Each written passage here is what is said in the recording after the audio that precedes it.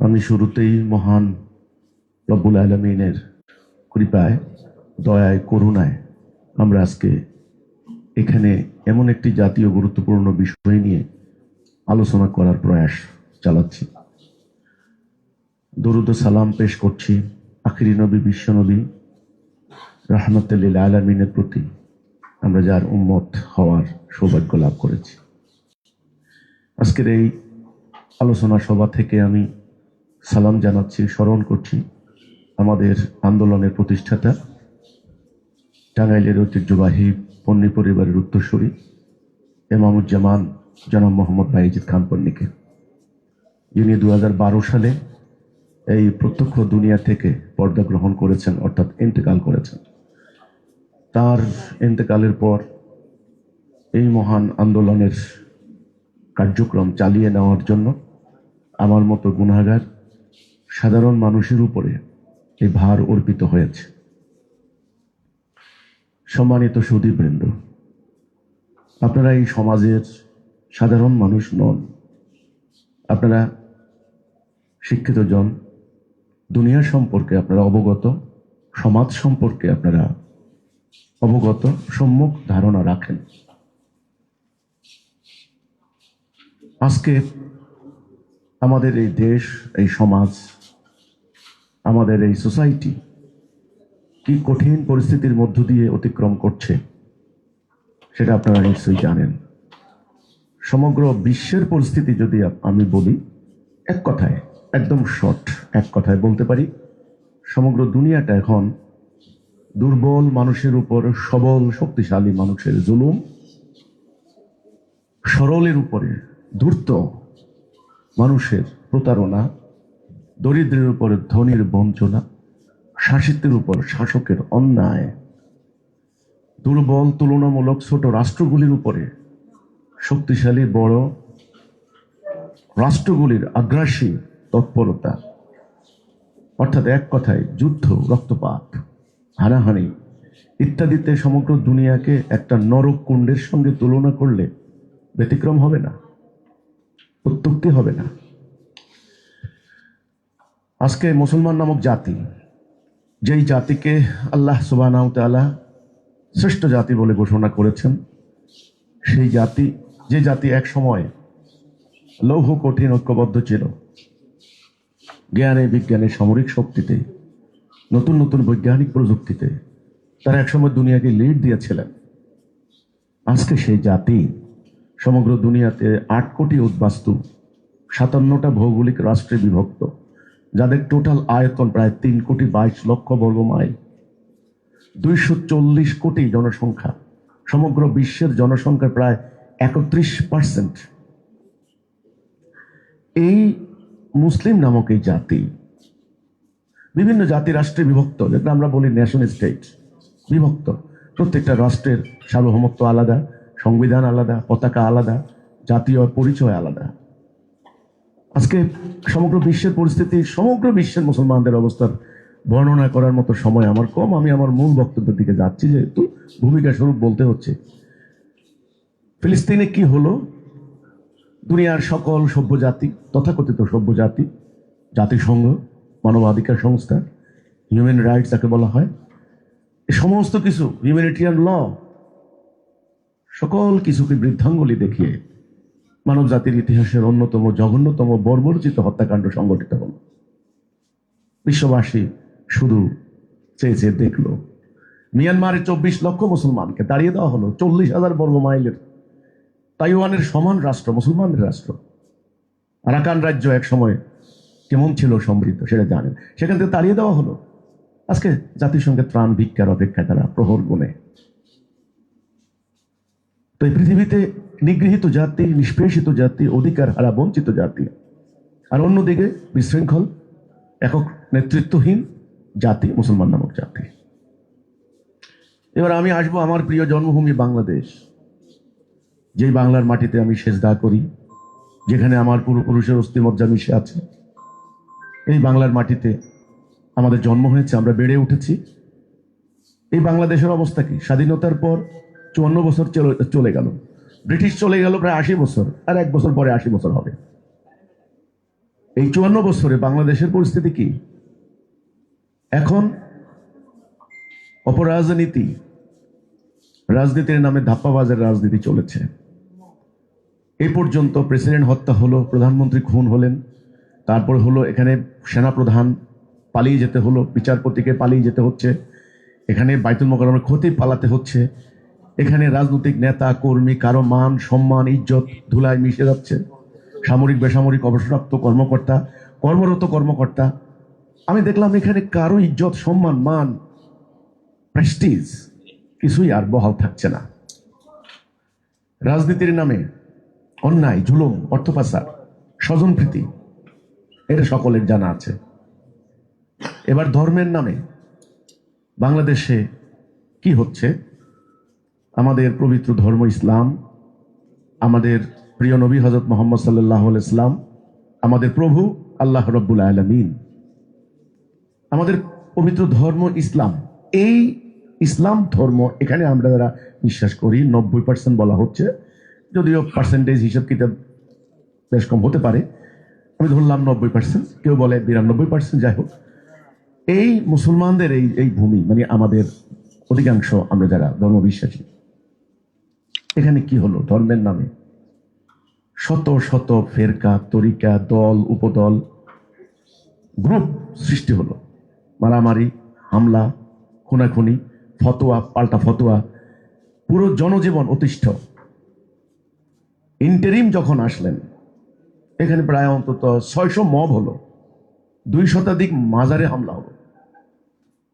উসিলা করা হলো কি? ওখানে শিরিক বেদাত হচ্ছে, ওখানে শিরিক হচ্ছে বেদাত হচ্ছে, ওখানে মাদক হচ্ছে, এই জন্য মাজার গুড়িয়ে দিতে হবে। প্রকাশ্যে ঢাকা রাজধানীতে দাঁড়িয়ে বলা হলো যে যত মাজার আছে গুড়িয়ে দাও। আচ্ছা, গুড়িয়ে দেওয়া হলো, মানুষকে কবর থেকে তুলে পুড়ে ফেলা হলো। এই যে হলো, প্রকাশ্য পিটিয়ে হিন্দু একজন লোককে ময়মনসিংহে পুড়িয়ে হত্যা করা হলো। এতগুলো অন্যান্য মাজার ইত্যাদি আক্রান্ত হলো। আমরা যারা আমরা হিজবুত তৌহিদ আন্দোলন, আমরা তো মাজার না, আমার বাড়িতে তো কোনো শিরিক কুফরের কোনো জায়গা না, আমার বাড়িতে তো কোনো মাদকের কথা কেউ বলতে পারবে না। একটু আগে আপনার ডকুমেন্টারি দেখেছেন, আমাদের আন্দোলনের প্রতিষ্ঠাতা ইমামুজ্জামান জনাব মোহাম্মদ বাইজিদ খান পন্নী, টাঙ্গাইলের ঐতিহ্যবাহী জমিদার পন্নী পরিবারের উত্তরসূরি। এটা একটু আগেও ডকুমেন্টারি আপনারা দেখেছেন। জ্ঞানে বিজ্ঞানে শিক্ষা সাহিত্য সংস্কৃতিতে এক কথায় এই পূর্ব বাংলায় মুসলমানদের ক্ষমতায়নের ক্ষেত্রে পন্নী পরিবারের কি অসামান্য অবদান, সেটা আমি আপনাদের সামনে বলার প্রয়োজন নেই। আপনারা ইতিহাস সম্পর্কে সচেতন ব্যক্তি। এই আন্দোলন তিনি প্রতিষ্ঠা করেছেন 1995 সালে। 31 বছর আমরা এই দেশে আন্দোলন করলাম, কোন রাজনৈতিক কর্মকাণ্ডে আমরা সম্পৃক্ত হইনি, কেউ বলতে পারবে না। 31 বছর আমাদের আন্দোলনের কার্যক্রম চললো বাংলাদেশে। 95-তে আমাদের আন্দোলন প্রতিষ্ঠা হয়েছে। প্রতিষ্ঠার পর থেকে আজ পর্যন্ত আমরা কেউ কোনো অন্যায় করেছি, কোনো আইন ভঙ্গ করেছি, এ কথা কেউ বলতে পারবে না। কারো কাছ থেকে কোনো ধরনের 10টা টাকা নিয়েছি আমরা, কেউ বলতে পারবে না। এদেশের রাজনীতির নামে কত হরতাল অবরোধ জ্বালাও পোড়াও, মানে সরকারি সম্পত্তি ধ্বংস করা, আইন শৃঙ্খলা বাহিনীর উপর আক্রমণ করা, এটা ডকুমেন্টেড, এটা তো বলতে হবে না। হয়েছে ধর্মের নামে প্রকাশ্য পুড়িয়ে মানুষ হত্যা করেছে ধর্মীয় দলগুলি, সেটা করেছে। কারা কারা করেছেন সেই তথ্য উপাত্ত দলিল প্রমাণ সচিত্র প্রতিবেদন আমাদের সামনে তো আছে। কিন্তু হিজবুত তৌহিদ আন্দোলন কেউ বলতে পারবে না কোনো অন্যায় করেছে। কিন্তু আমরা এই পর্যন্ত কয়েকশো জায়গায় আক্রান্ত হয়েছি, হামলার শিকার হয়েছে। আমার বাড়ি হামলা হয়েছে 4 বার। 2009 সালে আমার 60টা বাড়ি আগুন দিয়ে জ্বালিয়ে দিয়েছে, গবাদি পশু প্রকাশ্য লুট করে নিয়ে গেল। 2016 সালে আমার বাড়িতে কি করলো, এগুলো ডকুমেন্টারি দেখাতে গেলে প্রচুর সময় লাগবে। আমি কয়েকটা আনলাম আপনাদেরকে খালি দেখানোর জন্য। এখানে আমার বাড়ি নোয়াখালী সোনাইমুড়ি, একটু আগে আপনারা যে উন্নয়ন প্রকল্প দেখলেন, আমরা একটা মসজিদ বানাচ্ছিলাম, সেই মসজিদকে গির্জা বলে অপপ্রচার চালিয়ে আমার বাড়ি হামলা হলো। এই হামলাকারীরা এই এনাদের মিছিল করে করে আসছে। এদের চেহারা, এদের লেবাস, এদের আপনাদের জানা আছে এরা কারা। হামলার পর একজন সদস্যকে জবাই করে চোখ তুলে ফেলা হলো। আজকে যার সামনে এই ছবিটা দেখাচ্ছি, যাকে হত্যা করো তার বোন ইলাইয়াস থেকে, এদিকে চোখ তুলে তাকাতে পারবেন না। আর তার ভাই বয়স মাত্র 23 বছর। এই ঘটনা এখানে ঘটানো হলো। আমার বাড়ি, আমার বাড়ি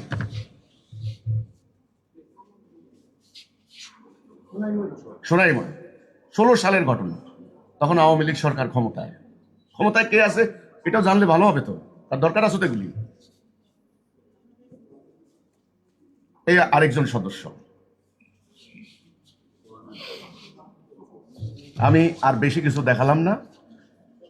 সেখানে আমার এই মসজিদটা নির্মাণ করছিলাম।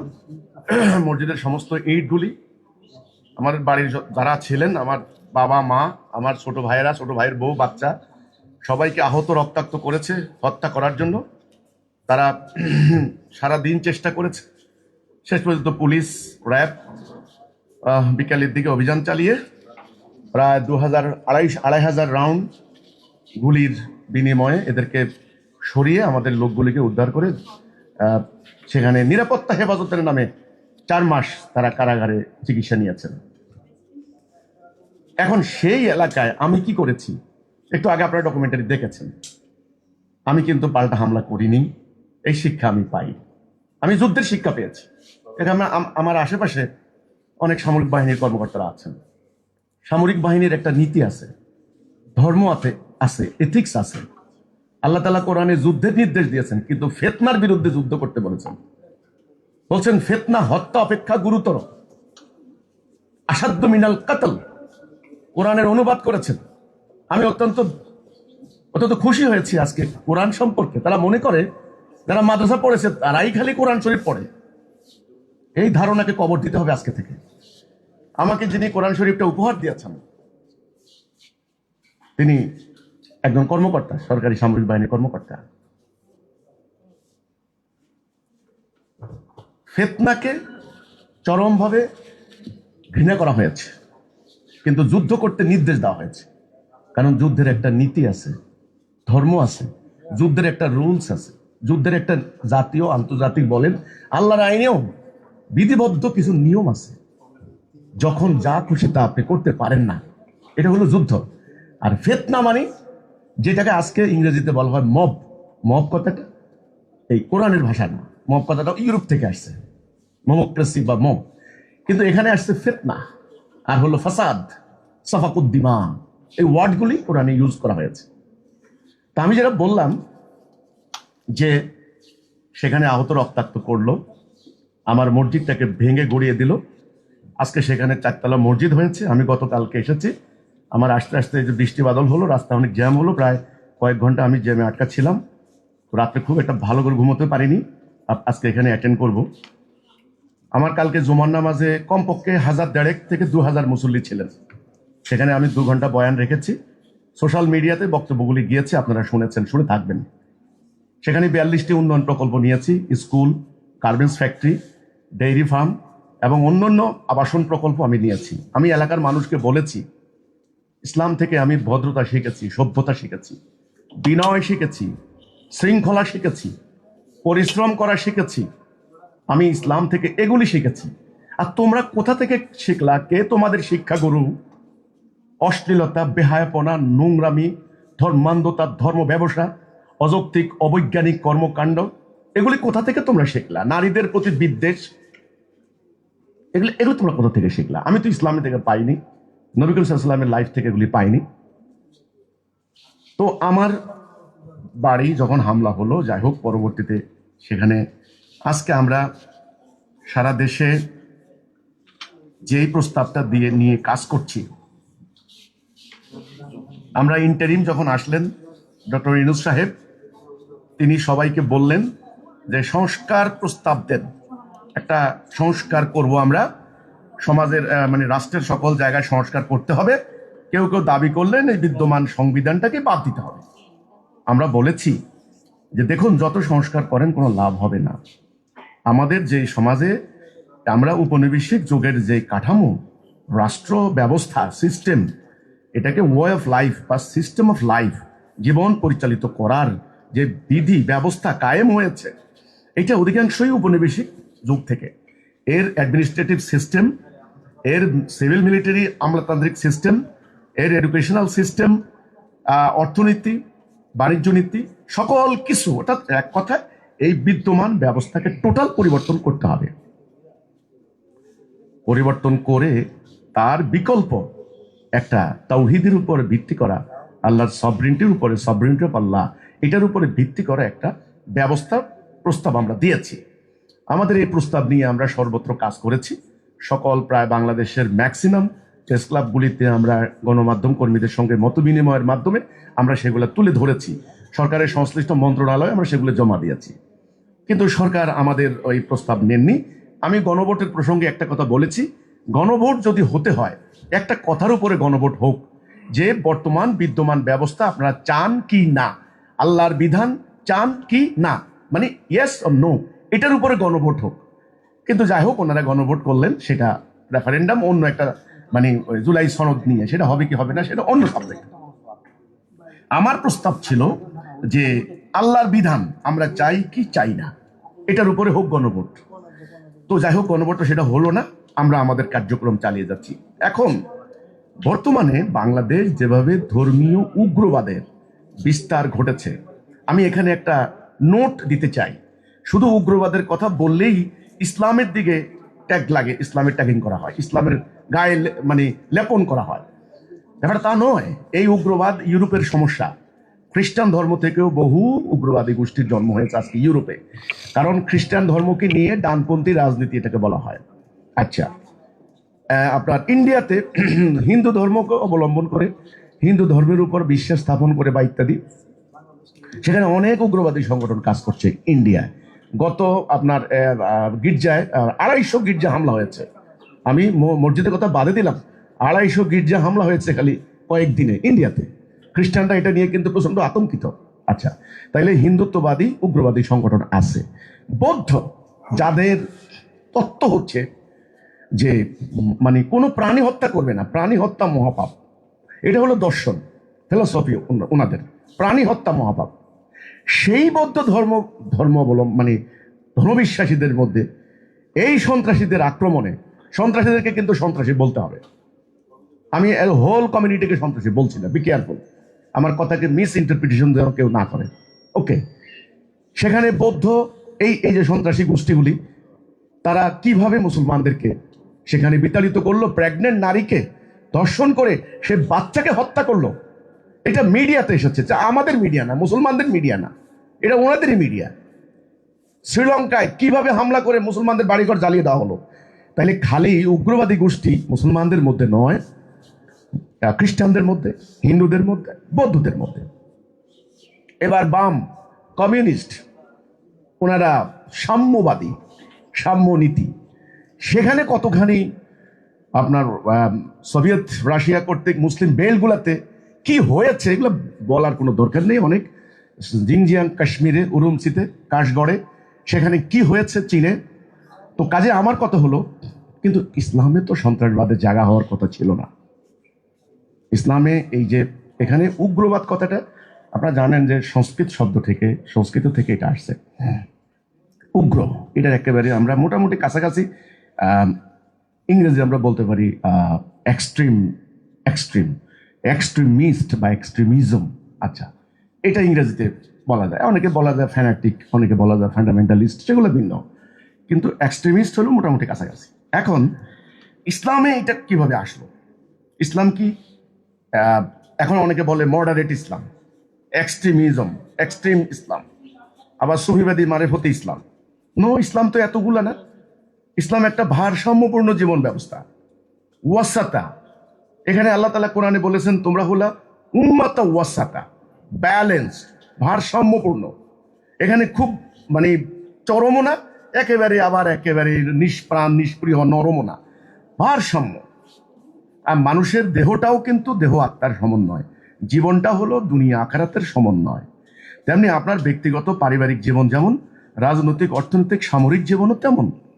আপনার ভেরি নেসেসারি আপনার জীবনের জন্য। কাজেই একটা ভারসাম্যপূর্ণ জীবন ব্যবস্থা হলো ইসলাম। এখানে চরমপন্থার কোনো জায়গা নাই, আবার অন্যায়ের বিরুদ্ধে আপোষকামিতার কোনো জায়গা নেই। ইসলামে যেমন দানের কথা বলা হয়েছে, সভ্যতার কথা বলা হয়েছে, করুণা, দয়া, মায়ার কথা বলা হয়েছে, ইয়াতিমদের সম্পদ রক্ষণাবেক্ষণের কথা বলা হয়েছে। সেই ইসলামে আবার কেতাল করতে বলা হয়েছে, ফিতনার বিরুদ্ধে যুদ্ধ করতে বলা হয়েছে, শত্রুদের গর্দানে আঘাত করো, গিরায় গিরায় আঘাত করো, এগুলো বলা হয়েছে। কাজেই কোন আয়াত কখন কোন পরিপ্রেক্ষিতে প্রযোজ্য হবে সেটা একটা কম্প্রিহেন্সিভ নলেজের ব্যাপার, সেটা একটা সিস্টেমেটিক ওয়েতে সেটা হতে হবে। আমি যেটা এখানে বলবো এই পয়েন্টটা, যে ইসলামে কোনো উগ্রপন্থার কোনো জায়গা নেই, অনর্থক, অযৌক্তিক, অহেতুক কোনো কার্যক্রমের জায়গা ইসলামের নাই। ইসলাম প্রচণ্ড ভারসাম্যপূর্ণ, এখানে প্রত্যেকের মানবাধিকার, এখানে মানে সমতা ভিত্তিক অধিকার, যার যেমন যেটা প্রাপ্য সেটা ঘোষিত হয়েছে। তাহলে এটা কিভাবে আসলো? দুটি ঘটনা আমাদের জন্য একটা মাইলস্টোন হিসেবে কাজ করছে মুসলিম বিশ্বের জন্য। নাম্বার ওয়ান, 48 সালে যখন ফিলিস্তিন দখল করলো, তখন প্যালেস্টাইনিয়ান মুসলিমরা তাদের প্রতিরোধ করতে নামলো। এই প্রতিরোধ করতে নাম তাদের ট্যাঙ্কের সামনে গুলতি নিক্ষেপ করা, পাথর নিক্ষেপ করা শুরু করলো। এই ঘটনাগুলাকে সারা ওয়ার্ল্ডে তাদের মিডিয়াগুলি একচেটিয়া ব্র্যান্ডিং করা শুরু করলো, এরা সন্ত্রাসী। এক নাম্বার ওয়ান, অর্থাৎ মানে ফিলিস্তিন মুসলমানদের প্রতিরোধ আন্দোলনকে সন্ত্রাসী আন্দোলন হিসেবে সারা দুনিয়া ব্র্যান্ডিং করা শুরু করলো।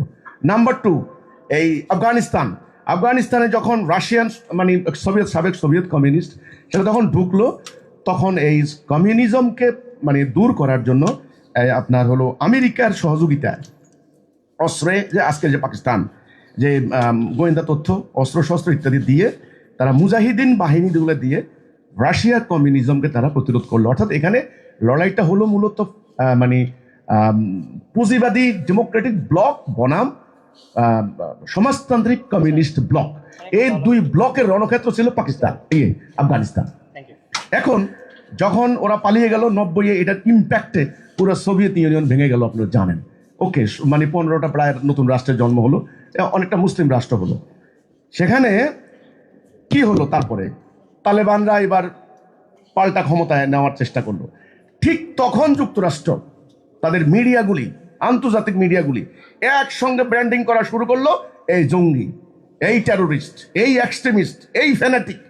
তাহলে এই দুইটা ঘটনা, এরপর থেকে সেই ঘটনাই উপমহাদেশে বিস্তার লাভ করলো। এখন আসেন আমাদের বাংলাদেশের বর্তমান পরিস্থিতি। বর্তমানে যে উগ্রবাদের যেই বিস্তার আমরা দেখতে পাচ্ছি, এটা দুই ধরনের।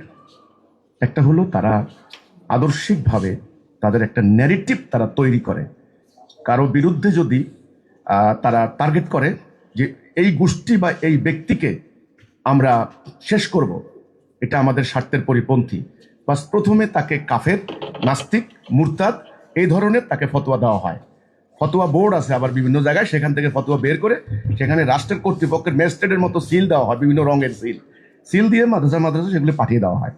পরে একটা ন্যারেটিভ তৈরি করা হয়, একটা ব্যাখ্যা তৈরি করা হয়, বিভিন্ন হাদিস, বিভিন্ন কোরআনের আয়াত আনার পরে সোশ্যাল মিডিয়াতে ব্যাপকভাবে প্রচার চালানো হয়। এটা হলো নাম্বার ওয়ান টার্গেট। দ্বিতীয় কর্তব্য করে তাদের যে অন্ধ অনুসারী আছে, তারা তো কোনো আধুনিক শিক্ষা থেকে বঞ্চিত, তারা তো যুক্তিবিদ্যা থেকে বঞ্চিত, তারা তো জ্ঞান বিজ্ঞানের ধারে কাছেও নাই। তাদেরকে একমুখী, এক পেশে একটা অন্ধত্ব শিক্ষা দেওয়া হচ্ছে, যেটা ইসলামের মূল কনসেপ্ট থেকে সম্পূর্ণ বিপরীত। তারা এবার কার্যকরী করে, ফিল্ডে এটা কার্যকরী করে, কিন্তু বয়ানটা তৈরি করে তাদের গুরুরা, বয়ানটা তৈরি করে গুরুরা। এরা মাঠে কার্যকরী করে, নারীর নির্দিষ্ট একটা দিন ঠিক করে, নির্দিষ্ট দিন ঠিক করে সেখানে শুক্রবারে জুমার দিনটা খুবই মানে সুইটেবল ডে তাদের জন্য, খুব ধর্মপ্রাণ মুসল্লিরা আসেন জুমার দিনে। কারণ আমাদের এই এলাকার মানুষ কিন্তু ঐতিহ্যগতভাবে আমরা কিন্তু ধর্মপ্রাণ বলা হয়। ওকে, আল্লাহ রসুলের প্রতি, ধর্মের প্রতি বংশ পরম্পরায় একটা টান, একটা বিশ্বাস, আস্থা রয়েছে। সেই মানুষগুলোকে জুমার দিনে বয়ান দেওয়া হয়, মিথ্যা বয়ান, সম্পূর্ণ মিথ্যা। জনগণ কিন্তু যাচাই করেনি, অথচ ব্যাপারটা কোরআনের মূল নীতি পরিপন্থী। কোরআনে আল্লাহ বলেছেন, তোমাদের কাছে যদি কোনো ফাসেক সংবাদ দিয়ে আসে যাচাই করো, যদি যাচাই বাছাই না করো, যদি তার ক্ষতি করে ফেলো, পরে তোমরা এটার জন্য মাসুল দেওয়া লাগতে পারে। আল্লাহ কোরআনে বলেছেন, দেখো দেখো আমার কোনো খুঁত পাও কিনা। তিনি বলেছেন শোনো, সূরা জুমারের 18 নম্বর আয়াতে। তিনি সূরা বনী ইসরাইলে 36 নম্বর আয়াতে আল্লাহ বলেছেন যেই সম্পর্কে তোমার কোনো জ্ঞান নাই, বি কেয়ারফুল, যেই সম্পর্কে তোমার কোনো জ্ঞান নাই তুমি এর অনুসরণ করবা না। তার মানে সাংঘাতিক ব্যাপার। তোমাকে কান দেওয়া হয়েছে শুনো, চোখ দেওয়া হয়েছে দেখো, তোমাকে হৃদয় দেওয়া হয়েছে উপলব্ধি করো। এই সমস্ত আয়াতগুলি যদি আপনি একত্রিত করেন তাহলে আপনি কি পাবেন? পুরো ব্যাপারটা কি পাবেন? কোরআন বলেছে চিন্তা করো, ভাবো, দেখো, শুনো, বিচার বিশ্লেষণ করো, গুজবে কান দিও না, মিথ্যা প্রতারণায় মানে প্রভাবিত হইও না। এই যে কথাগুলা বলা হয়েছে আমাদের ধর্মপ্রাণ মুসলমানদের, আল্লাহর এই বাণী তাদের আর মাথার মধ্যে যাবে না, তারা চিন্তাও করবেন না। তাদেরকে তাদের ধর্মগুরুরা হুকুম দিয়েছেন, কার্যকর করতে হবে, ভাঙতে হবে, হামলা চালাইতে হবে, জবাই করতে হবে, হত্যা করতে হবে। যার পরিণতি আমার বাড়িতে এই মানুষ জবাই। এই খ্রিস্টান বলে যে মানুষগুলোর জবাই করে দিলা, তারা তো খ্রিস্টান ছিল না।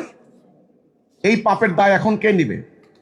আল্লাহ কি বলেননি একজন মানুষকে, নির্দোষ মানুষকে অন্যায়ভাবে হত্যা করা সমগ্র মানব জাতিকে হত্যার শামিল?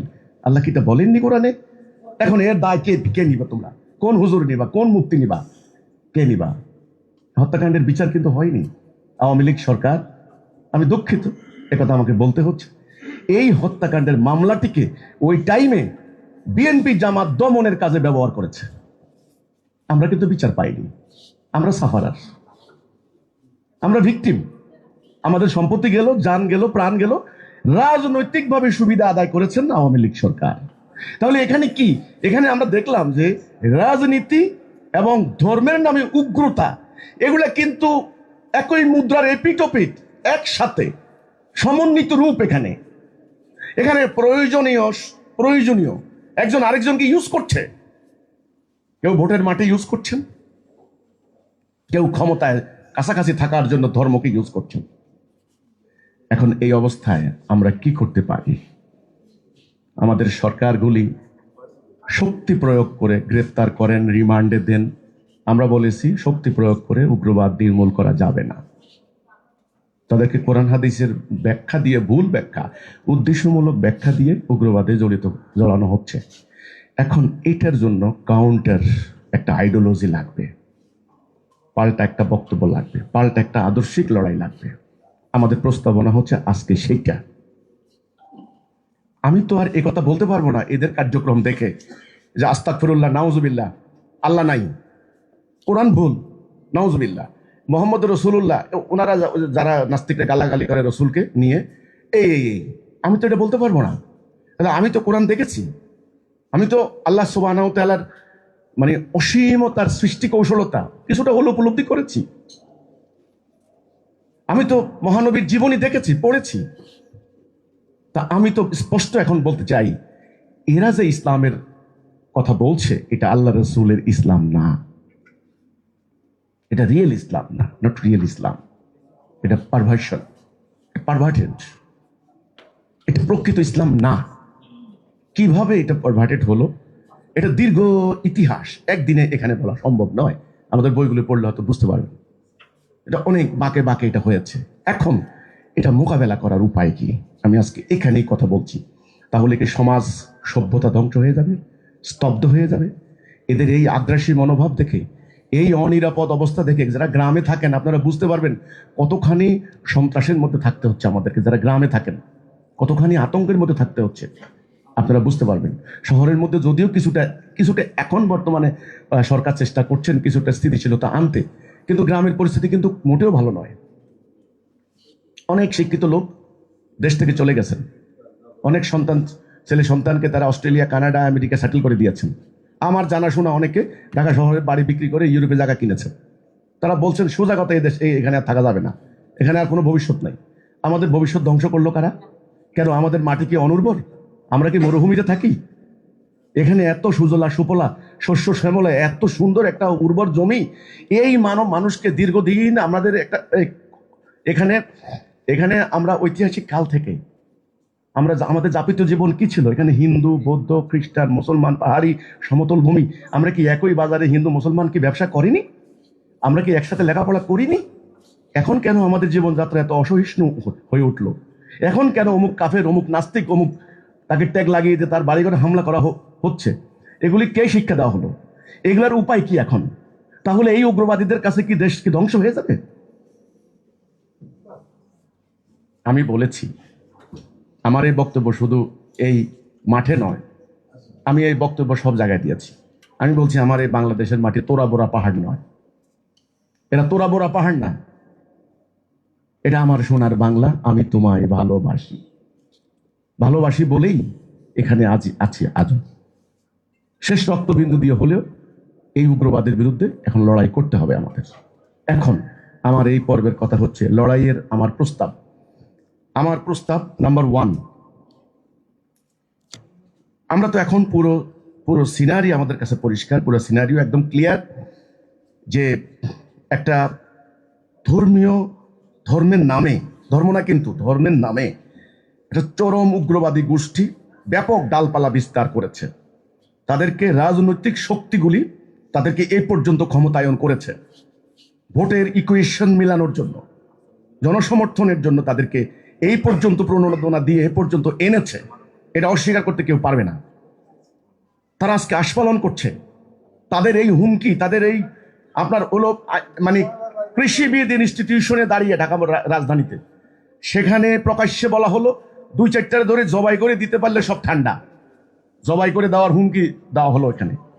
আমরা যখন থানায় যাই, পুলিশরা বলেন যে ভাই দেশের অবস্থা তো ভালো না, আমরা কি করব ভাই, এদের উপরে তো আমাদের কোনো কন্ট্রোল নাই ভাই, আমরা তো কিছু করতে পারছি না। এই ধরনের কথা যখন বলা হয় তখন আমরা অসহায় হয়ে যাই। আমরা কোথায় বাস করছি? আমরা কি রুয়ান্ডায় বাস করি? আমরা কি মানে ওই যে আফ্রিকার কোনো একটা জঙ্গলি রাষ্ট্রে বাস করছি? তাহলে আমাদের অগ্রগতি কোথায়, প্রগতি কোথায়? কিসের এত উন্নয়নের এত কথাবার্তা, এত গল্প? কিসের এত অহংকার? কিসের সভ্যতা? আমাদের ফ্লাইওভার, মেট্রো রেল, আমাদের মানে হলো পাতাল রেল, এগুলি হচ্ছে, বিল্ডিং হচ্ছে, এগুলি কি? এটা তো উন্নয়ন না। আমার সমাজ যদি অরাজকতায় পূর্ণ হয়ে যায়, আমি তো এটাকে উন্নয়ন বলবো না। এটা ম্যাটেরিয়ালিস্টিক অ্যাডভান্সমেন্ট। ম্যাটেরিয়ালিস্টিক অ্যাডভান্সমেন্ট দিয়ে মানুষ বাঁচতে পারে না।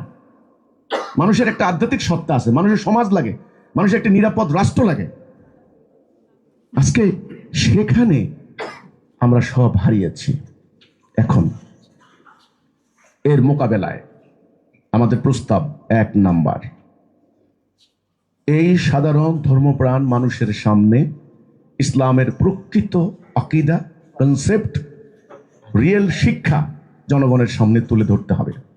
জনগণকে বলতে হবে যে ওরা যে ইসলামের কথা বলছে এটা আল্লাহ রসুলের ইসলাম না। কোনটা আল্লাহ রসুলের ইসলাম? এই আল্লাহ রসুলের ইসলাম, এটা এটা এটা। ওরা যে নারী বিদ্বেষী বক্তব্যগুলি দিচ্ছে, ইসলাম এরকম না, দেখো কোরআনে এটা আছে, হাদিসে এটা আছে। কোরআন হাদিসকে দেখাতে হবে, বলতে হবে। ওরা যে সঙ্গীত বিরুদ্ধে, সংস্কৃতির বিরুদ্ধে কথা বলছে, এটা না। ইসলাম কোরআন সংস্কৃতির বিরুদ্ধে না। ওরা যে ভিন্ন মত, ভিন্ন ধর্মের দমনের জন্য তারা, এটা না, এটা এটা এটা। এইভাবে প্রত্যেকটা ক্ষেত্রে একটা কাউন্টার আইডিওলজি দাঁড় করাতে হবে, বক্তব্য দিতে হবে এবং তাদেরকে বলতে হবে ইসলামের যে জিহাদ, তোমরা যে জেহাদের আয়াতগুলিকে ব্যবহার করো, জেহাদ, কেতাল এবং সন্ত্রাস, এই দুইয়ের মধ্যে ডিফারেন্স কি? জেহাদ ইসলামের অত্যন্ত পবিত্র একটা আমল। প্রত্যেকটা মুসলমান জেহাদ করতে হবে, ফরজ। নামাজ যেমন ফরজ, জেহাদ ফরজ। রোজা যেমন ফরজ, কেতাল ফরজ। কুতিবা আলাইকুমুস সিয়াম, তোমাদের জন্য সিয়াম ফরজ করে দিলাম। একই বাক্য, একই শব্দ আল্লাহ ইউজ করেছেন। কুতিবা আলাইকুমুল কিতাল, সূরা বাকারা 216, তোমাদের জন্য যুদ্ধ ফরজ করে দেওয়া হলো। এই যে যুদ্ধ ফরজ, রোজা যেমন ফরজ, যুদ্ধ ফরজ। তাহলে যুদ্ধের উদ্দেশ্য কি? কুতিবা আলাইকুমুল কিসাস, তোমাদের জন্য কিসাস ফরজ করে দেওয়া হলো। কিসাস কি? সমপরিমাণ বদলা। সেটা কখন? সেটা হলো আদালতের বিচারিক প্রক্রিয়া। কেউ যদি মার্ডার করে, কেউ যদি খুন করে, তার বদলা নিবে যে বাদী তিনি। তো সেটা একটা জুডিশিয়ারি সিস্টেম আছে, সেটা একটা প্রসিডিউর আছে। আচ্ছা, যাই হোক, তাহলে রোজা যেমন ফরজ, যুদ্ধ করা ফরজ। আচ্ছা, নামাজ যেমন ফরজ, আদালতে আল্লাহর আইনে বিচার করা ফরজ। এখন আমি যদি আংশিক মানি, আংশিক মানি না, এটার নাম শিরিক। এখন যদি আমি পূর্ণাঙ্গ ব্যাপারটাকে আমি যদি এক সাইড করে ফেলি, আমি যদি বাদ দিয়ে দিই, তাহলে এই জায়গাটা দখল করবে তারা। কারণ কোরআন তো আছে আমাদের সামনে, সবার ঘরে ঘরে কোরআন তো আছে। কোরআন তো একটা বাক্য আপনি কেউ পরিবর্তন করতে পারবেন না। এটা তারা পড়ে, এটা তারা স্টাডি করে, কোরআনের আয়াতগুলি তারা পড়ে। পড়ার পরে সেখানে বলা হচ্ছে যে তোমরা যুদ্ধ করো, তাদেরকে যেখানে পাইবে গর্দানে আঘাত করো, গিরায় গিরায় মারো, ওঁত পাতিয়া বসে থাকো, অ্যাম্বুশ করে থাকো। এই আয়াতগুলি আছে কিন্তু। এখন এই আয়াতগুলি কিতালের আয়াত, যুদ্ধ সংক্রান্ত আয়াত। এখানে সামরিক বাহিনীর অনেক সদস্য থাকতে পারেন, আছেন অনেকে। আপনারা জানেন যে যুদ্ধের একটা নীতি আছে, একটা পলিসি আছে, একটা জাতীয় বলেন আন্তর্জাতিক বলেন, একটা কনস্ট্যান্ট একটা পলিসি আছে। কোনো রাষ্ট্রই কিন্তু আইন যদি মানে এই যুদ্ধের নীতিগুলি ভঙ্গ করতে পারে না। ওকে, ইসলামেরও আল্লাহ রাব্বুল আলামিন একটা যুদ্ধের নীতি দিয়েছেন। এখন এই আয়াতগুলি কখন কার্যকরী হবে? নবী করিম সাল্লাল্লাহু আলাইহি সাল্লাম যখন রাষ্ট্রপ্রধান ছিলেন, যখন তিনি মদিনাতে রাষ্ট্র কায়েম করেছেন, তখন তিনি হেড অফ দ্য স্টেট, রাষ্ট্রপ্রধান হিসেবে তিনি এগুলিকে এক্সিকিউট করেছেন। তিনি সেনাবাহিনীর প্রধান ছিলেন, তিনি সৈন্য সমাবেশ করেছেন, অস্ত্র নির্মাণ করেছেন, অস্ত্র তৈরি করেছেন, গোয়েন্দা তথ্য সংগ্রহ করেছেন, শত্রুকে অ্যাটাক করেছেন, শত্রুর গতিবিধি পর্যবেক্ষণ করেছেন, অস্ত্র তিনি প্রস্তুত করেছেন। তিনি বিচারপতি ছিলেন, তাহলে বিচারপতি হিসেবে তিনি বিচারে রায় দিয়েছেন। তাহলে একটা রাষ্ট্র ব্যবস্থা লাগবে, একটা সভরেন্টি লাগবে, একটা অথরিটি লাগবে। উইদাউট অথরিটি তুমি এই কোরআনের কিতাল সংক্রান্ত আয়াত তুমি কার্যকর করতে পারো না। তুমি একটা কওমি মাদ্রাসার একটা মুফতি, একটা মহল্লার ভিতরে একটা রুমের 3 রুম নিয়ে ভাড়া নিয়ে তুমি মেশকাত বুখারী এরকম হাদিস কিছু পড়ে তুমি একটা মুফতি টাইটেল নিয়ে তুমি কি করলা? একটা রাষ্ট্রের অথরিটি হয়ে গেলা। তুমি নিজের মতো বলে দিলা মিস্টার করিম ও হলো নাস্তিক, ওকে কতল করতে হবে, বাস তার এখন কতলযোগ্য অপরাধ তার। এবার তোমার বাহিনী তো আছে, তারা এবার চাপাটি নিয়ে কোমরের মধ্যে নিয়ে ঘুরে কোন জায়গায়, আপনি তো রিক্সা যাচ্ছেন আপনার বৌরি নিয়ে, দিল ঘাড়ের মধ্যে চাপাটি দিয়া কোপ, এবার আপনার দিয়া দিল, ফেসবুকে ছেড়ে দিল, নারে তাকবীর আল্লাহু আকবার, আমরা বিজয় লাভ করলাম, এই নাস্তিকের দুনিয়া থেকে সরাই দিলাম, ইত্যাদি ইত্যাদি। এটাই সন্ত্রাসবাদ, এটাই সন্ত্রাসবাদ। কিন্তু আপনি তাদেরকে তো বুঝাইতে পারবেন না, যে তারা বলবে কি তোমরা সন্ত্রাস বলো, এইটা একটা খ্রিস্টানদের একটা চক্রান্ত। আমরা সন্ত্রাসী না, আমরা জঙ্গি না, আমরা মুজাহিদ। মাথার মধ্যে লা ইলাহা ইল্লাল্লাহ কালো এটা মাইন্দা আমরা মুজাহিদ, আমরা আল্লাহর জন্য করছি। এবার তারা আমাদের গত আইজি সাহেবকে যখন সাংবাদিকরা প্রশ্ন করলেন যে এই যে উগ্রবাদীদেরকে ধরার পরে আপনারা রিমান্ডে আনছেন, ফাঁসি দিচ্ছেন, মানে সেটার কতখানি রেমেডি হচ্ছে এই উগ্রবাদ, তখন আইজি সাহেব বলেছিলেন দেখেন ওদেরকে আপনি কি ফাঁসি দিবেন? ওরা বলে আমাকে গুলি করেন স্যার, আমি শহীদ হয়ে যাব, তাড়াতাড়ি চলে যাব, আমি জান্নাতের সর্বোচ্চ স্তরে চলে যাব। তাহলে এই যাদের চেতনা লালন করছেন আপনি গুলি দিয়ে, ফাঁসি দিয়ে, রিমান্ড দিয়ে, সেনাবাহিনী দিয়ে, র্যাব দিয়ে, আপনি হলো হেলিকপ্টার গানশিপ দিয়ে আপনি এদেরকে কিভাবে কন্ট্রোল করবেন? সেটা আমরা বলেছি। আমেরিকার ট্রিলিয়ন ট্রিলিয়ন ডলার জলে গিয়েছে, বাংলাদেশের বিলিয়ন বিলিয়ন টাকা জলে গিয়েছে, হবে না, আবার প্রত্যাবর্তন করবে তারা। তাহলে এই যে কথাটা শক্তি প্রয়োগ করে হবে না, শুধুমাত্র, আমি কিন্তু শুধুমাত্র কথাটা যোগ করেছি, অনলি শুধুমাত্র শক্তি দিয়ে হবে না। আমাদের রাষ্ট্রের কাছে শক্তি ছাড়া কিছুই নাই। আছেন শক্তি, জনগণের ট্যাক্সের টাকা, ওনারা রাইফেল কিনবেন, ওনারা সামরিক কর্মকর্তাদেরকে প্রচন্ড রকমের প্রশিক্ষণ দিবেন, দিয়ে বিরাট ঘেরাও দিয়ে জঙ্গি দমন করবেন, মিডিয়াতে প্রচার করবেন, এই শক্তি। ফাঁসি দিবেন, খুব দ্রুত বিচার আইনে বিচার করবেন। সন্ত্রাস বিরোধী আইন হলো তো, আমেরিকা হলো, কানাডায় হলো, আমাদের এখানেও হলো। সন্ত্রাস বিরোধী আইনের উপরে আমি অন্য একদিন একটা সেমিনার করেছিলাম, সেখানে আমার ইউটিউবে একটা বক্তব্য আছে, সেটা আপনারা পাবেন। তো কথা হচ্ছে এই যে তাহলে আমি যেটা বললাম এখন শুধুমাত্র শক্তি দিয়ে হবে না, কাউন্টার আইডিওলজি, কাউন্টার ন্যারেটিভ, ওরা যেটা বয়ান দিচ্ছে আপনাকেও সঠিক বয়ান দিতে হবে, এটা তৈরি করতে হবে। সেটা তৈরি করে সেটা নিয়ে বসে থাকলে হবে না। সেটা আপনার হ্যান্ডবিল, বই, তারপরে মানে পত্রিকা, এরপরে অনলাইন অফলাইন সর্বত্র সেগুলো প্রচারণার ব্যবস্থা করতে হবে। এবং একদল কর্মী বাহিনী লাগবে যারা মোমেনের সংজ্ঞা পূর্ণ করবে, সম্পূর্ণ নিঃস্বার্থভাবে আল্লাহর জন্য তারা এই উগ্রবাদের বিরুদ্ধে সঠিক আদর্শটা নিয়ে মাঠে কাজ করতে হবে।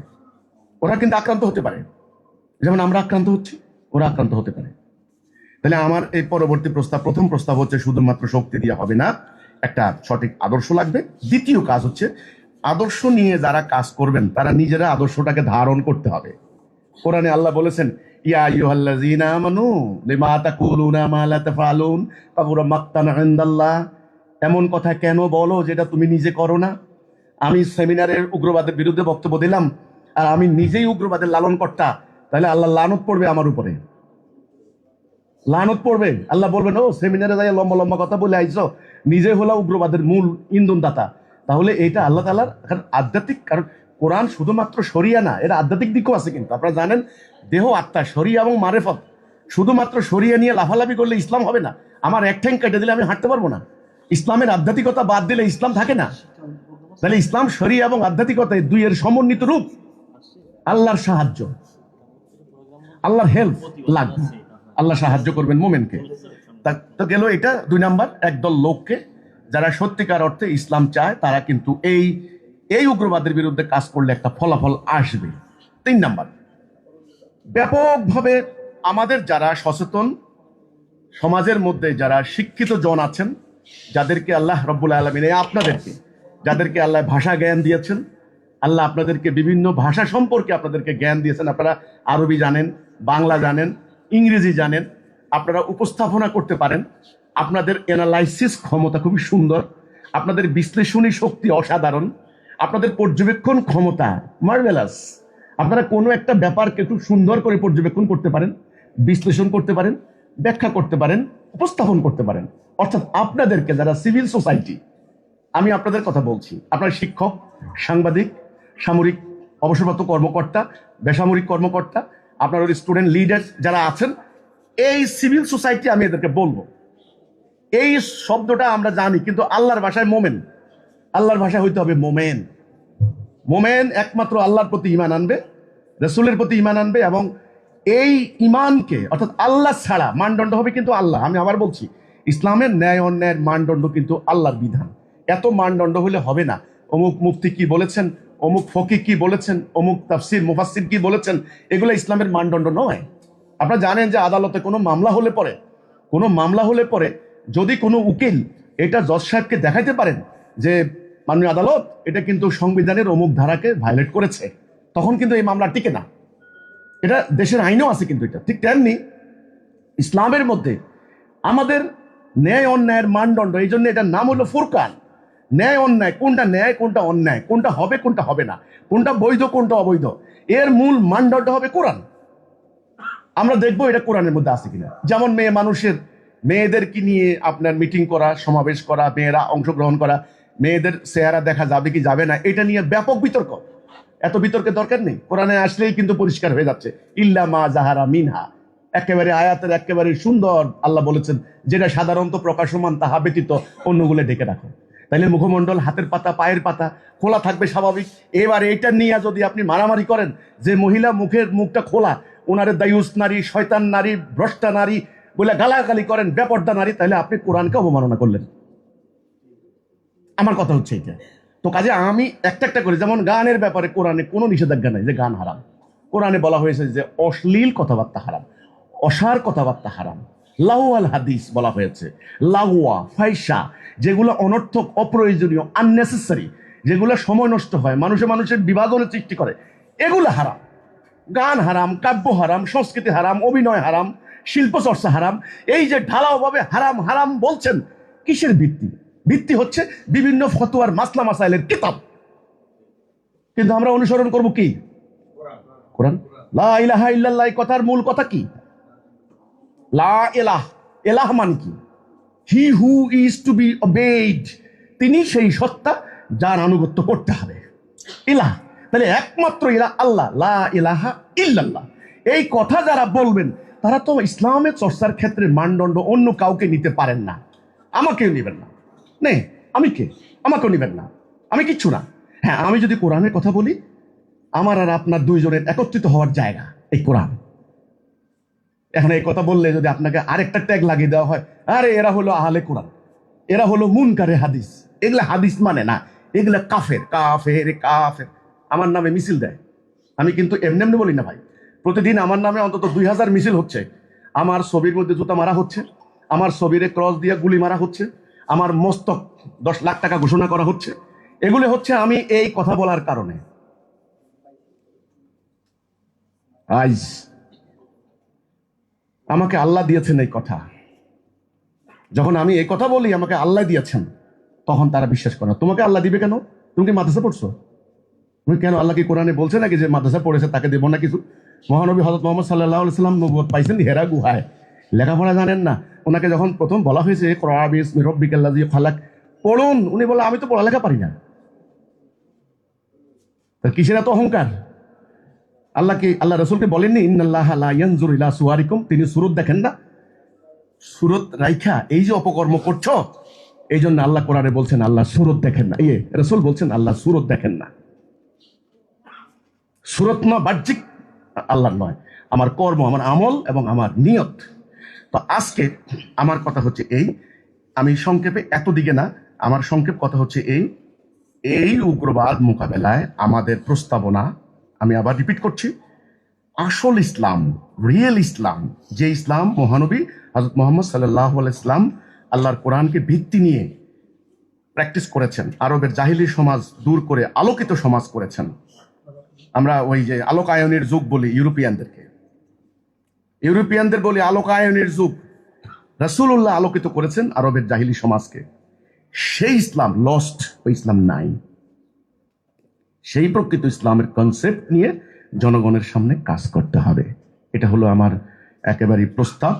উগ্রবাদ মোকাবেলায়, ধর্মের নামে চলা উগ্রবাদ মোকাবেলায় এখানে সেকুলারিজম দিয়ে হবে না, এখানে বাম আদর্শ দিয়ে হবে না, এখানে গণতন্ত্রের নামে বিভিন্ন, আমি মঞ্চে দাঁড়িয়ে বললাম ইসলাম শান্তির ধর্ম, ইসলামে মারামারি নাই, কাটাকাটি নাই, যারা মারামারি করে, যুদ্ধ করে, এরা জঙ্গি, এই ঢালাওভাবে এই কথার কোনো মূল্য নাই। কারণ নবী 160টা যুদ্ধ করেছেন। ওরা নবী করিম সাল্লাল্লাহু আলাইহি সাল্লামের যুদ্ধের জীবনী আইনা দিবে যে নবী যোদ্ধা নবী, তিনি তলোয়ার রেখেছেন, তিনি বলেছেন তলোয়ার ছায়ার নিচে জান্নাত, কোরআনে শত শত আছে যুদ্ধের আয়াত।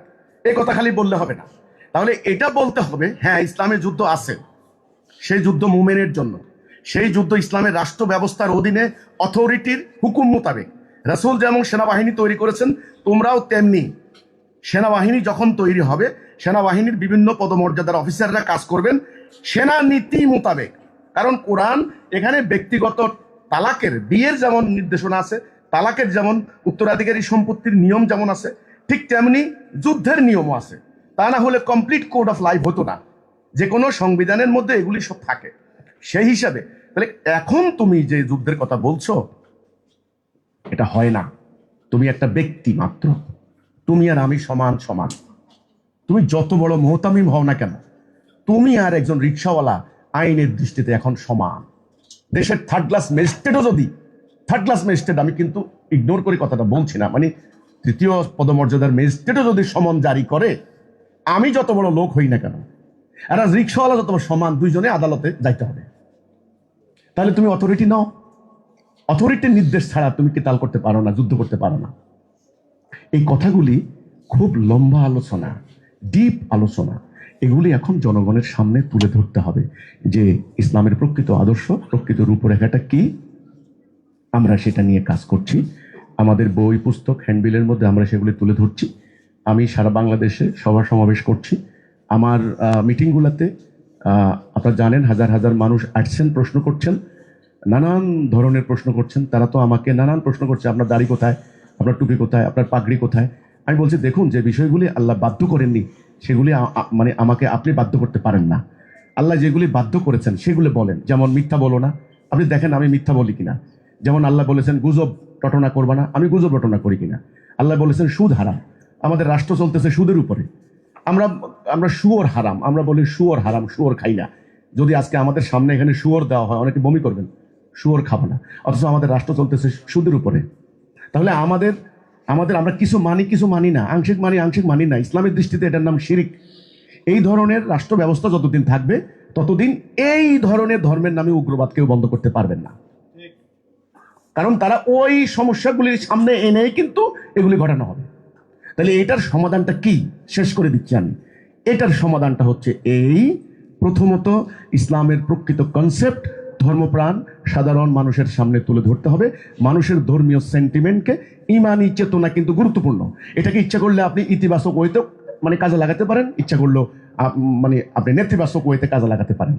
ওকে, তাহলে ধর্মীয় সেন্টিমেন্ট যেটা বলা হয়, অনুভূতি ধর্মপ্রাণ মানুষের, এটা যেন ভুল পথে প্রবাহিত করে নিয়ে জাতিবিনাশী কর্মকাণ্ড ঘটাতে না পারে, সেটার জন্য একটা মানে রাইট যেটা ডাইরেকশন, যেটাকে বলা হয় হেদায়া, সে রাইট ডাইরেকশন জনগণের সামনে তুলে ধরতে হবে। কাউন্টার নেগেটিভ আমি যেটা বলছি আর কি, হেদায়া, যেটা আমরা সূরা ফাতিহার মধ্যে আল্লাহর কাছে প্রার্থনা করি, ইহদিনাস সিরাতাল মুস্তাকিম, আল্লাহ তুমি আমাদেরকে সিরাতুল মুস্তাকিমে হেদায়া দাও। এই সিরাতুল মুস্তাকিম মানে কি? সহজ সরল পথ, সকল মানুষ যেন এটাকে মানে গ্রহণ করতে পারে, পালন করতে পারে। সিম্পল, ইজি, ইজি সিম্পল, এটা হলো সহজ সরল। ইসলাম কিন্তু সার্বজনীন জীবন ব্যবস্থা। ইসলাম কোনো একটা নির্দিষ্ট এলাকা, নির্দিষ্ট একটা গোষ্ঠীর জন্য কনফাইন নয়, শুধু মাদ্রাসার কিছু লোকে ইসলাম প্র্যাকটিস করবেন। নো, ইসলাম বিশ্বজনীন জীবন ব্যবস্থা। এখানে ব্যক্তিগত সংকট, সামরিক সংকট, আন্তর্জাতিক সংকট আজকে জাতিসংঘ যেটা সমাধান করতে পারে নাই, আমি চ্যালেঞ্জ দেবো সেটা ইসলাম পারবে। ইসলাম পারবে, জাতিসংঘ পারে না, ইসলাম পারবে। কারণ জাতিসংঘের আগের মহাসচিব তিনি বলেছেন বিশ্বের মানবাধিকার রক্ষায় আমরা ব্যর্থ, কিন্তু আমি প্রমাণ দিব বিশ্বের মানবাধিকার রক্ষায় আল্লাহর দেওয়া জীবন বিধান একমাত্র সক্ষম। কিন্তু সেটার জন্য এই অন্ধত্ব দিয়ে হবে না, এদেরকে দিয়ে হবে না। সেটার জন্য লাগবে একদল উদার নৈতিক মনোভাবাপন্ন প্রকৃত জ্ঞানী, একসঙ্গে আল্লাহর প্রদত্ত জ্ঞান এবং দুনিয়ার অর্জিত জ্ঞান, অ্যাকোয়ার্ড নলেজ এটাকে বলা হয়। আর হলো অর্পিত জ্ঞান, যাকে আল্লাহ জ্ঞান দিবেন। কারণ কোরআনে আছে হুয়াল্লাযী আনজালা সাকিনাতা ফি কুলুবিল মুমিনিন, মুমিনদের কলবে আল্লাহ সাকিনা নাযিল করেন। নবী আসবে না, রসুল আসবে না, কিন্তু আল্লাহ বুড়া হননি, আল্লাহ মোমেনদের সঙ্গে থাকেন। তিনি 5,000 যোদ্ধা ফেরেশতা মোমেনের জন্য রাখছেন। তিনি বলেছেন 20 জন মোমেন 200 জন কাফেরকে পরাজিত করবে, 10 জন 100 জনকে পরাজিত করবে। কোরআনের আয়াত, কোরআনের আয়াত। কাজেই আল্লাহ বলেছেন যে মোমেন বিজয় লাভ করবে, কাফের পরাজিত হবে। কোনোদিন মোমেন মানে পরাজিত হতে পারে না, ডিফিটেড হতে পারে না। অথচ আমরা হয়েছি ব্রিটিশের কাছে আজ থেকে 300 বছর আগে, যে কারণে তো আজকে এই অবস্থা আমাদের। যাই হোক, তো এখন যেটা কথা সেটা হচ্ছে এই যে এই ইসলামের প্রকৃত কনসেপ্টটা জনগণের সামনে তুলে ধরতে হবে। এবং আমাদের প্রস্তাব আজকের এই সমাবেশে, আলোচনা সভায় আপনারা এটা নিয়ে আলোচনা করতে পারেন কিভাবে সম্ভব, সেটা সম্ভাবনা নিয়ে আমাদের প্রস্তাব, যদি উগ্রবাদ, জঙ্গিবাদ, এই আগ্রাসন বন্ধ করতে হয়, একসঙ্গে ওই সাম্রাজ্যবাদী আগ্রাসন মোকাবেলা করতে হয়, যদি আগামী দিনের দেশ, সমাজ, ধর্ম, ইজ্জত, আব্রু রক্ষা করতে হয়, তাহলে আমাদের প্রস্তাব, চূড়ান্ত প্রস্তাব, ফাইনাল প্রপোজাল, আমাদের চলমান বিদ্যমান ব্রিটিশের তৈরি করা ঔপনিবেশিক আমলের এই প্র্যাকটিস করা এই মানুষের তৈরি ব্যবস্থা, এক্সিস্টিং সিস্টেম, এটাকে সম্পূর্ণরূপে বাদ দিতে হবে। এটা কেন বাদ দিতে হবে? 1 নাম্বার, আমার ধর্মীয় বাধ্যবাধকতা। আমি মোমেন, আমি যেহেতু আল্লাহর প্রতি বিশ্বাস করি, কাজে আমার পুরো পবিত্র কোরআন, আল্লাহর বিধান, এটা হলো আমার জীবন ব্যবস্থার ভিত্তি। এই বিধান দিয়ে আমার রাষ্ট্র চলবে, আমার আদালত চলবে, আমার অর্থনীতি চলবে, আমার বাণিজ্য নীতি চলবে, আমার সামরিক নীতি চলবে। আমি এখানে একটা নোট দিচ্ছি, কুতিবা আলাইকুমুল কিতাল। এখন সেনাবাহিনীর লোকেরাই যুদ্ধ করবেন, এটা ওনাদের জন্য ফরজ। এখন আমরা 18 কোটি মানুষ, আমরা ইচ্ছা মতে টাকা পাচার করব বিদেশে, আমরা অপরাজনীতি করব, আমরা ধাপ্পাবাজি করব, আর যত মব হবে আর হামলা হবে সব সেনাবাহিনীর লোকেরাই মোকাবেলা করবে। এই কনসেপ্ট ইসলামের কনসেপ্ট নয়, এই কনসেপ্ট ইসলামের কনসেপ্ট নয়। ইসলামের কনসেপ্ট হলো তুমি যখন মোমেন হইছো, এই বাড়ি তোমার, ঘর তোমার, ভূমি তোমার, তোমাদের প্রত্যেকের উপরে ফরজ, বাধ্যতামূলক, দরকারে, প্রয়োজনে তুমিও যুদ্ধ করা লাগবে। এই জন্যে ইসলামের সামরিক শিক্ষা, মিলিটারি এডুকেশন বা মিলিটারি ডিসিপ্লিন প্রত্যেকটা নাগরিককে শিক্ষা দেওয়া বাধ্যতামূলক। এই জন্য নামাজ ফরজ। নামাজের উদ্দেশ্য কি? নামাজের উদ্দেশ্য খালি না, আপনার হলো ওই যে এই যে মানুষ বিভিন্ন গাছের নিচে বসে করেন, এটা কি বলে, ধ্যান। ধ্যান করে না। নামাজ শুধু ধ্যান নয়, নামাজের ডিসিপ্লিন দেখেন না, কাতার সোজা করা দেখেন না, নামাজের একজন ইমাম সামনে থাকেন, এগুলি দেখেন না, 114টা নিয়ম কানুন ফলো করলে। আমি তো নামাজের মধ্যে পুরোপুরি মিলিটারি ডিসিপ্লিন দেখি। ঐক্য, শৃঙ্খলা, আনুগত্য, ভ্রাতৃত্ব, পরিষ্কার পরিচ্ছন্নতা, সময়ানুবর্তিতা, আনুগত্য করার প্র্যাকটিস, আমি সমস্ত কিছু মিলাইয়া দেখি। এবং সূরা ফাতিহা যদি আপনি ভালো করে বুঝেন, তাহলে একটা জাতি গঠন করার প্রাইমারি শপথ। তাহলে পুরো জাতিটাকে এই বর্তমানে এই বিদ্যমান ব্যবস্থাকে বাদ দিতে হবে। বাদ দিয়ে আল্লাহর দেওয়া ব্যবস্থাকে প্রবর্তন করতে হবে। এবং সেটা কিভাবে সম্ভব? আধুনিক যুগে, বিজ্ঞান প্রযুক্তির এই যুগে, জটিল এই অর্থ ব্যবস্থার এই যুগে, আন্তর্জাতিকতাবাদের এই যুগে, ইন্ডিভিজুয়ালিজমের এই যুগে আসলে কি সম্ভব ইসলামকে আধুনিক রাষ্ট্র ব্যবস্থার সঙ্গে অ্যাডাপ্ট করানো? এটা কি পসিবল? এই প্রশ্ন কিন্তু আছে। এই প্রসঙ্গ কিন্তু সুদী মহলে, আমি যেহেতু সর্বশ্রেণীর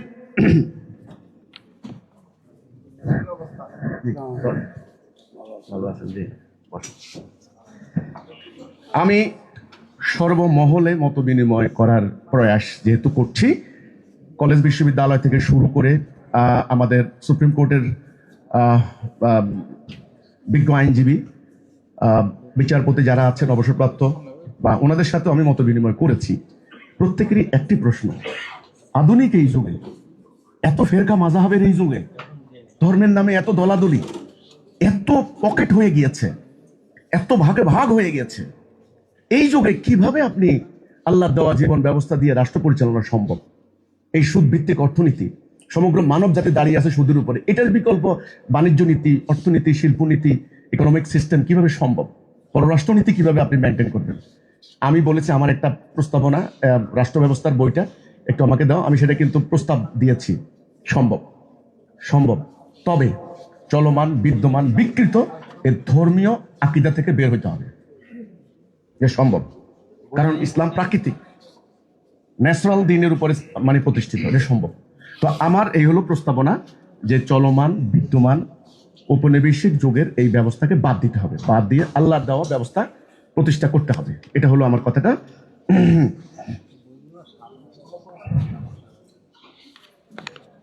আচ্ছা, আমার এক ভাই আমাকে একটা নোট দিয়েছেন যে আমাদের এলাকাতে আপনার হলো অশ্লীলতা, আর হলো আপনার হলো মাদক আর বলৎকার, এগুলো কিন্তু আলেম এবং মুসল্লিরা মিলে কেউ কিন্তু নিয়ন্ত্রণ করতে পারছেন না, বরং বেড়ে যাচ্ছে। আমি কিন্তু এই কথাটাই বলেছি যে না, সমাজে যে অশ্লীলতা হচ্ছে, যে আপনার হলো বলৎকার হচ্ছে, যে মাদকতার নীল থাবায় যুব সমাজ শেষ হয়ে যাচ্ছে, এটা আইন দিয়ে বন্ধ করতে পারবেন না, শুধুমাত্র আইন দিয়ে বন্ধ করা যাবে না। এটা একটা সিস্টেমেটিক ওয়েতে এটা কিন্তু হচ্ছে, এটা কিন্তু এমনি এমনি হচ্ছে না। এবং এটা দীর্ঘদিন ধরে চলে আসা অন্যায় অবিচারের ফল, এটা ফাইনাল রেজাল্ট। এখন এখন এটার সমাধানটা কি? আমি বলেছি এটার সমাধান একটা, সেটা হলো বর্তমান টোটাল সমাজ কাঠামো, টোটাল সমাজ ব্যবস্থা, টোটাল সিস্টেমটাকে সম্পূর্ণরূপে বাদ দিয়ে এটা হলো আমার সেই প্রস্তাবিত রাষ্ট্র ব্যবস্থার রূপরেখা, তাওহীদ ভিত্তিক আধুনিক রাষ্ট্র ব্যবস্থা। এটাকে আমি মূল ভিত্তি ধরেছি আল্লাহর কোরআন, কিতাবুল্লাহ এবং ধরেছি রাসূলুল্লাহ সুন্নাহ। এখানে আমি একটা কথা বলতে চাই, সুন্নাহ বলতে অনেকে মনে করে দাড়ি টুপি। No no no no, never never. সুন্নাহ কথাটা কোরআনে কয়েকবার আসছে। সুন্নাহ মানে রীতি নীতি, কর্ম পদ্ধতি, পলিসি, প্রসেস, প্রসিডিউর, এগুলো হলো সুন্নাহ। আল্লাহ রাসূল যেভাবে আল্লাহর দিনটাকে রাষ্ট্রীয় জীবনে, সামষ্টিক জীবনে কার্যকরী করেছেন, এটার নাম সুন্নাহ। এটা সুন্নাহ। এখন দাড়ি টুপির যদি আমরা সুন্নাহ মনে করি, আমরা ভুল করব, এটা কনফাইন করা হবে। হ্যাঁ, রাসূলের আদত কথাটা আছে, আদত মানে পার্সোনাল রুচি, অভিরুচি, পছন্দ অপছন্দ। তিনি আরবের মানুষ, তিনি খেজুর খেতেন, তিনি পুরুষ, দাড়ি রাখতেন। শুধু পুরুষ নন, তিনি বীর পুরুষ, সুপুরুষ। দাড়ি পৌরুষ সৌন্দর্য, নিঃসন্দেহে নিঃসন্দেহে পৌরুষ সৌন্দর্য। দাড়ির স্বাস্থ্যগত উপকার টুপকার সেটা ভিন্ন কথা। আমার কত একটা পৌরুষ সৌন্দর্য দাড়ি, আপনি রাখেন, কোনো সমস্যা নেই। কিন্তু যে মানুষটা দাড়ি রাখে না, তাকে আপনি ইসলাম থেকে আউট করতে পারেন না। এটা সুন্নাহর অন্তর্ভুক্ত হতে পারে না। সুন্নাহর অন্তর্ভুক্ত হচ্ছে রাসূলুল্লাহ কিভাবে এই বিধানটাকে কার্যকরী করে ওই মানব সমাজে বিরাজিত অন্যায়, অবিচার, অশান্তি দূর করে ন্যায়, সুবিচার, সাম্য প্রতিষ্ঠা করেছেন। এটা হলো ধর্মের মূল। আমার এই ঘড়িটার উদ্দেশ্য হচ্ছে সময় দেওয়া। সময় যদি না দেয়, তাহলে এই ঘড়ি খোলস। কেন দিল না? কারণ ঘড়ির ভিতরে কোনো ব্যাটারি নাই। এই ফ্যানের উদ্দেশ্য হচ্ছে বাতাস দেওয়া। বাতাস না দিলে এই ফ্যান খোলস, কোনো মূল্য নেই। ধর্মের উদ্দেশ্য হচ্ছে ন্যায় বিচার, মানবতা, মানবাধিকার, সাম্য, rule of law, rule of justice. এটা হলো ধর্মের মূল। যেই সমাজে এই শান্তি, ন্যায় বিচার, প্রগতি নাই, ওটা ধর্ম না, ওটা ধর্মের নামে খোলস। এটা হলো আমার একদম ডিরেক্ট কথা। আমার কথা বক্তব্য কিন্তু আমি সরি, এক্সট্রিমলি সরি, আমার কথাগুলো কিন্তু খুব লাউডলি আমাকে বলতে হচ্ছে, কারণ অনেকগুলো সাবজেক্ট আমি সংক্ষেপে বলার কারণে আমি চেষ্টা করলেও কিন্তু আমি স্লো করতে পারছি না। আমি দ্রুত বলার চেষ্টা করছি। এই কনসেপ্টে, যেমন ধরেন এই বাক্সগুলি এখানে আছে, এই বাক্সগুলোর উদ্দেশ্য কি? শব্দ বড় করা। আচ্ছা, শব্দ বড় করার জন্য তার প্রথম শর্ত হলো তার বিদ্যুৎ লাগবে। বিদ্যুৎ হলো এই বাক্সের প্রাণ। বিদ্যুৎ না থাকলে এগুলো খোলস না, খোলস। তেমনি আমাদের ইসলামের নামাজ আছে, রোজা আছে, হজ আছে, মসজিদ মাদ্রাসা আছে, ঘরে ঘরে কোরআন আছে, ঈমান নাই, প্রাণহীন ধর্ম। এইখানে প্রাণের সঞ্চার করতে হবে। আপনার বাবা মারা গেলে ওনাকে আপনি কবর দিচ্ছেন, কেন কবর দিচ্ছেন? কেন? আপনার বাবা, রেখে দেন না কেন? ওনার হাত আছে, পা আছে, চোখ আছে, কান আছে, নাক আছে, চেহারা আছে, দাড়ি মোবারক আছে, সব আছে, মাটি চাপা দিচ্ছেন কেন? কারণ তার প্রাণ নাই। এখন যতক্ষণ এই মাটিতে থাকবে দুর্গন্ধ ছড়াবে। ধর্মের নামে যখন অধর্ম শুরু হয়, মানুষ পালানোর আর জায়গা থাকে না। ইউরোপে 30 বছর ব্যাপী যুদ্ধ, 30 ইয়ার্স ওয়ার, এই প্রোটেস্ট্যান্ট এবং ক্যাথলিক যুদ্ধে 80 লক্ষ মানুষ খুন হয়েছে ইউরোপে। 80 লাখ। ধর্মযুদ্ধের থেকে ভয়ঙ্কর যুদ্ধ আর হতে পারে না। তেমনি ইসলামের প্রাণ, আত্মা, রূহ হচ্ছে তাওহীদ, লা ইলাহা ইল্লাল্লাহ। আল্লাহর হুকুম ছাড়া কারো হুকুম মানি না। এটা যখন চলে গেছে ইসলাম থেকে, তখন আত্মাহীন ধর্মে পরিণত হয়েছে। এটা যতদিন প্র্যাকটিস করবেন এখন, ততদিন বলৎকার হবে, অরাজকতা হবে, উগ্রবাদ হবে, নিরীহ নির্দোষ মানুষ আক্রান্ত হবে, মব হবে, বাড়িঘরে হামলা হবে। এটা রোখানোর সাধ্য কোনো সরকারের নাই, কোনো আইন শৃঙ্খলা বাহিনীর নাই, কোনো গোয়েন্দা সংস্থার নাই, কোনো কর্তৃপক্ষের কারণে। আমি চ্যালেঞ্জ দিয়ে বলছি, আল্লাহ রাব্বুল আলামিনের পক্ষ থেকে আমি গুনাহগার সাধারণ মানুষ আজকে আপনাদের সামনে প্রেস ক্লাবে দাঁড়িয়ে এই কথা বলতে চাই, মানব জাতিকে ধর্মের নামে চলা অধর্মের হাত থেকে বাঁচানোর জন্য কি উপায়, কি পথ রয়েছে, আলহামদুলিল্লাহ আল্লাহ সুবহানাহু ওয়া তাআলা আমাদেরকে দান করেছেন। আমি আজকের আমার বক্তব্য শেষ পর্যায়ে কথা আপনারা বলবেন, আমার প্রয়োজন হলে মাঝখানে আমি আরো কথা বলার চেষ্টা করব। আল্লাহ রাসূলের প্রকৃত ইসলাম হারিয়ে গেছে। সেই প্রকৃত ইসলামকে আবার যদি আমরা উপস্থাপন করতে পারি, আপনাদের মতো শিক্ষিত জন, আপনাদের মতো উদার চেতা মানুষ, জ্ঞানী মানুষ, আপনাদের মতো বিশ্লেষণ ক্ষমতা আছেন, ভাষা ক্ষমতা আপনাদের রাখেন, আপনারা সুন্দর করে বলতে পারেন, আপনারা ভূমিকা রাখুন, আপনারা এগিয়ে আসুন। কাউকে ভয় করার দরকার নেই। ভয় হলো মানুষের প্রধান শত্রু। আল্লাহ বললেন, একমাত্র আমাকে ভয় করো। তুমি যখন আমার জন্য দাঁড়াবে, আমি তোমাকে সাহায্য করব, তোমার হৃদয়কে আমি মজবুত করব, তোমার পাকে আমি শক্ত করে দেব, কদম আকদামু, কদমকে শক্ত করে দেব, আমার ফেরেশতা পাঠিয়ে তোমাকে আমি সাহায্য করব। শুধু একটা মাত্র নীতি ফলো করবা, সেটা হলো পালাইবা না, পিঠ দেখাইবা না। এই অরাজকতা মোকাবেলা করতে গিয়ে কখনো পালাইবা না। এবং ইসলামে আপনি জানেন সবচাইতে বড় মৃত্যু, এটা মৃত্যু না, এটা হলো শাহাদাত। মানুষ অসুখে মারা যায়, রোগে শোকে মারা যায়, বার্ধক্য হয়ে মারা যায়, কত কিছুতে মানুষ মারা যায়। কিন্তু আল্লাহ বলেছেন, যারা এই সত্য প্রতিষ্ঠার জন্য জীবন দিবে তারা হলো শহীদ, শাহাদাতের মৃত্যু।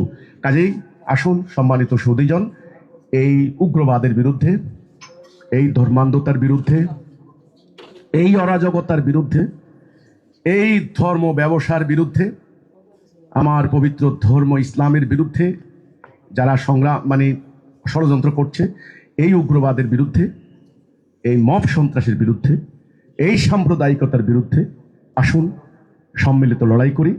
আসুন সম্মিলিতভাবে একটা সঠিক আদর্শ ধারণ করে এদেরকে মাঠে ময়দানে যেমন মোকাবেলা করি, আসুন বিভিন্ন জায়গায় সভা সেমিনারের মাধ্যমে, অনলাইন অফলাইনের মাধ্যমে আমরা বক্তব্য দিই, ভূমিকা রাখি, আমরা ঐক্যবদ্ধ হয়ে যাই। আসুন, আমাদের আল্লাহ এক, রাসূল এক, কিতাব এক, কাবা এক, একটা জাতি হব আমরা। আমাদের একজন নেতা থাকবেন এবং যিনি এই জাতিটাকে হকের পথে পরিচালিত করবেন। তখন আল্লাহ বললেন, কুনতুম খায়রা উম্মতি উখরিজাত লিন-নাস তা'মুরুনা বিল মা'রুফ ওয়া তানহাউনা আনিল মুনকার। সৎ কাজের আদেশ, অসৎ কাজের নিষেধ, এটা একটা রাষ্ট্রের